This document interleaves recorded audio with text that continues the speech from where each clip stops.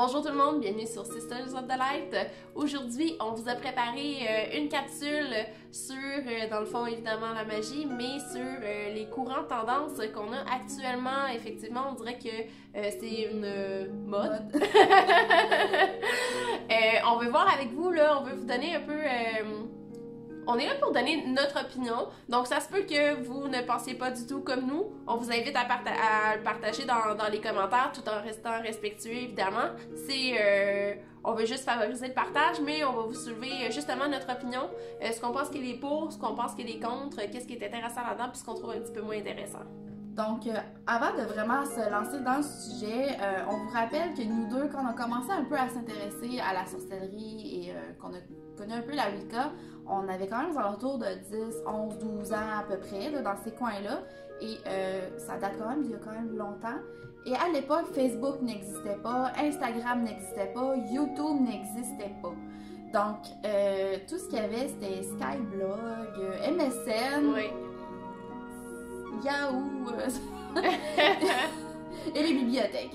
Ouais. Donc, il y avait Caramel. Caramel.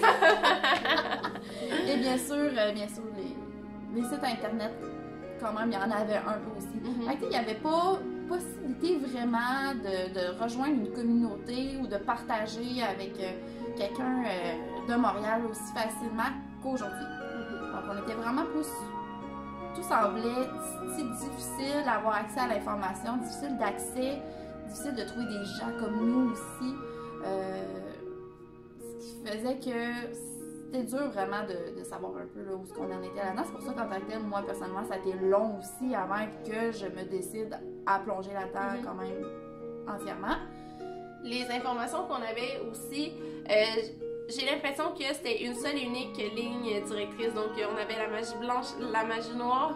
C'était vraiment très... J'ai l'impression que c'était vraiment découpé au couteau. Tout ce qu'on pouvait apprendre, si on veut, qu'on trouvait d'informations sur Internet, c'était la symbolique des couleurs des chandelles, les jours de la semaine. Puis là, c'était séparé. T'avais les rituels d'amour, qu'il fallait que tu fasses ça. Les rituels d'argent, que tu devais faire ça.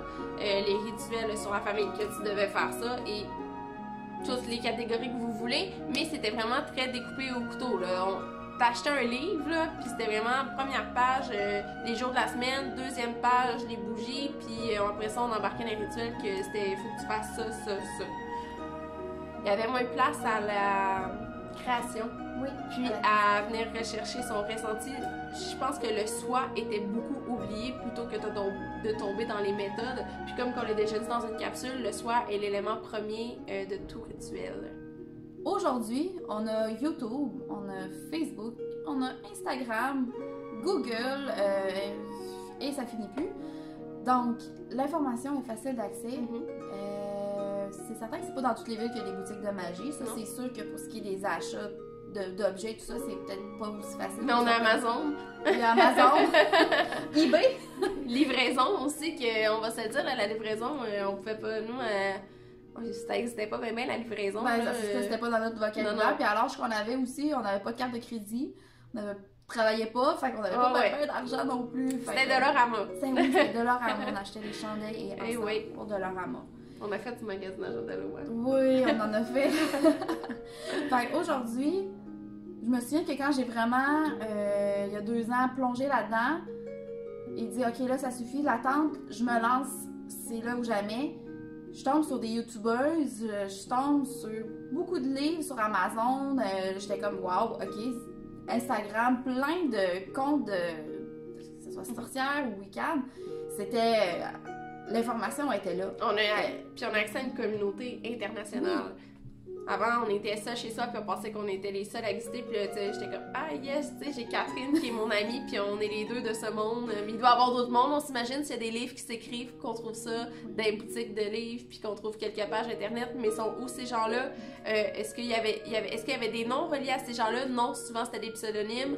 C'était secret, on dirait, là. Chaque personne l'était secrètement.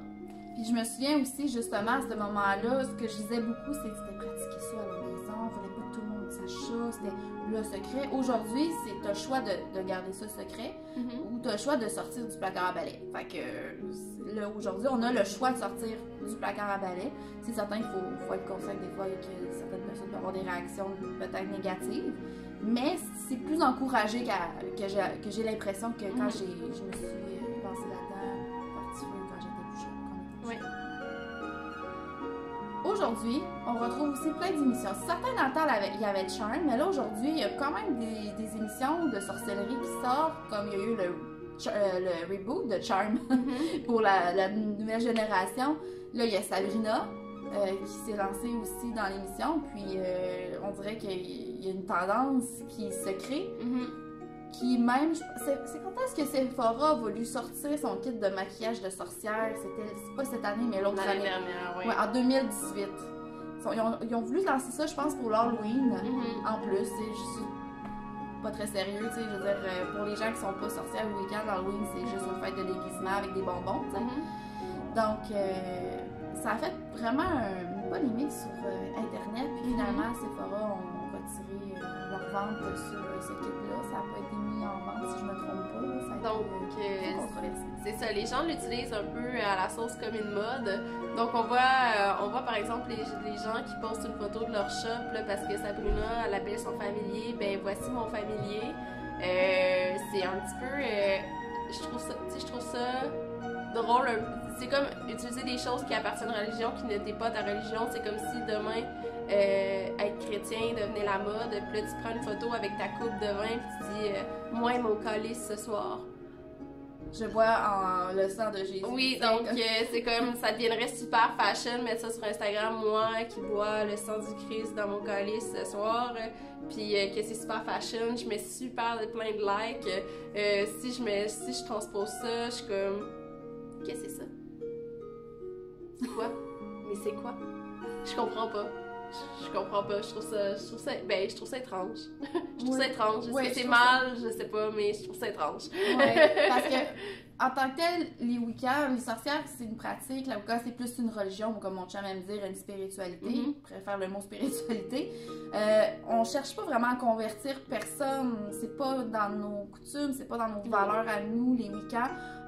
Fait que, tu sais, autant qu'on est là, ok, comme le fait qu'il y ait plus d'exposition de la sorcellerie fait en sorte que il y a plus de choses d'accès. On peut s'acheter des chandails avec une boule de cristal dessus, c'est le fun parce que tu sais, on aime ça, c'est des choses que nous on aime. Ça vient chercher nos valeurs. Ça vient chercher nos valeurs, fait que c'est le fun, ok, on la jette, mais ça vient commercialiser quelque chose qui est quand même très important pour nous d'une manière plus spirituelle, ce qui fait que c'est bon. Mais ça peut donner des mauvaises images aussi. Il peut y avoir des mauvaises personnes qui ont l'intention qui ont des mauvaises intentions aussi derrière tout ça, puis qui nous donnent une mauvaise image aussi, tu sais, veut pas, tu sais. Plus que ça l'attire, plus qu'il va y avoir des gens qui vont vouloir en profiter, ne serait-ce que, je dis pas que tout le monde a un mauvais fond, mais de manière négative. Ouais. Dernièrement, j'ai justement vu un article, ou je sais pas si c'est un article, mais c'est un post peut-être sur Instagram, je pense que j'ai vu sur Facebook aussi, comme quoi qu'il y a beaucoup de livres sur Amazon qui sont faits par des gens qui sont pas vraiment des sorciers ou des Wiccans. Fait que c'est rendu... les gens achètent ça parce que là, l'image a de la paix, ça a l'air de parler de ce qu'ils aiment, ils veulent se lancer là-dedans. Mais eux autres, derrière tout ça, ils connaissent rien en tant que tel. C'est un coup de pub, c'est du marketing, ils veulent faire de l'argent avec cette tendance-là. Donner une mauvaise impression de quelque chose. Quand les gens regardent l'émission Sabrina, voient des sorcières qui pratiquent le satanisme, alors que c'est pas toutes les sorcières qui pratiquent le satanisme, au contraire. Et même encore là, c'est quoi réellement le satanisme? Est-ce que c'est réellement Satan comme les chrétiens le prétendent? Faites des recherches. La réponse c'est non, mais je vous invite à faire la recherche quand même. Vous allez peut-être être impressionné de justement à quel point il y a une image qui est véhiculée dans le sens... l'image est bâtie selon la société, ce que la société veut, selon certaines opinions de la société, mais pas nécessairement sur ce que c'est réellement. Parce que dans Sabrina, tu vois le coven de Sabrina qui disent « Ah, les chrétiens vénèrent un faux Dieu », mais eux autres vénèrent Satan, qui est une création des chrétiens, des catholiques, il y a bien longtemps. Alors, qui est le faux Dieu? Je veux dire, je défends en tant que tel en ce moment un peu les catholiques de l'émission en tant que tel, comme quoi que, tu sais, c'est certain qu'on le voit Lucifer là, dans l'émission, mais tu sais, je veux dire, là, c'est une émission aussi. Ce qui me fait rire, c'est que là, tout d'un coup, Lucifer, il apparaît, puis tout est facile d'accès. Puis on voit pas Dieu, alors que, tu sais, dans l'émission, là, tu sais, je veux dire, il y a des anges à mener, là. Il arrive des anges, puis Sabrina se bat contre les anges. C'est des anges, là. Fait qu'il doit y avoir un Dieu dans l'émission pareil, à mon avis, là. Donc, on espère qu'on a pas blessé personne avec nos opinions. C'était des opinions, des fois, c'est une opinion, c'est pas non plus la vérité absolue, donc c'est une opinion. Puis s'il y a quoi qui est plaisant, justement, dans la magie, dans la Wicca et tout, c'est que on la pratique selon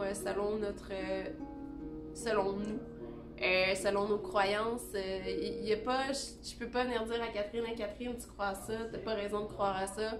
Non, ça marche pas comme ça. C'est pas dans nos valeurs. Donc, c'est vraiment dans l'ouverture, croyez en ce que vous voulez croire. Puis, je pense que c'est de là l'importance de faire une coupure avec cet extérieur-là qui est une mode. C'est le fun. On a accès à plus d'ingrédients, on a accès à plus d'outils, plus de livres. Plus d'émissions pour satisfaire un peu aussi nos... Ça facilite l'apprentissage, mais je pense que rendu là, c'est aussi de savoir faire la barrière, de ne pas teinter au maximum notre apprentissage de ce qu'on voit, aller chercher vraiment ce qui nous interpelle sans tomber dans des conclusions qui sont déjà faites par d'autres. Faites vos propres conclusions. Fait que sur ce, on va vous dire à très bientôt pour de nouvelles capsules. Au revoir! Ah.